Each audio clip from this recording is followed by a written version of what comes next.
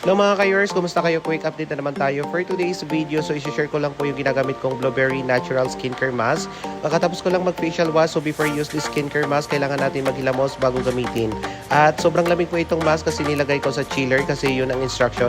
Ilagay daw sa malamig na area kaya sobrang sarap ng feeling pag nilagay sa mukha. May mga iba't ibang flavor na mask pero ito yung kinuha ko like aloe vera, pomegranate, cucumber, honey, and olive. Ba't tayo gumagamit ng facial mask? Alam niyo mga ka-yours, may benefits tayo nakukuha like to prevent wrinkles, fine lines, and age spots. At syempre, ma-moisturize niya yung skin. Fresh looking pa. Kaya di pa nakapag-try nito, try niyo mga ka-yours, mag-check out na kayo. So, ayan na nga, na-plaster ko na yung skincare mask. So, maghintay tayo for 15 minutes bago tanggalin ito. So, ayan na mga ka-yours, after 15 minutes, tinanggal ko na yung mask kasi yun ang sabi nila, 15 minutes lang nakababad sa mukha natin. And ayan, sobrang lamig and sobrang fresh. After that, i-massage mo lang yung face mo until sa mawala yung moisturizer. And that's it for now. So, hindi pa nakapag-follow sa akin, follow nyo na mga ka-yours. Love you all. God bless. Bye.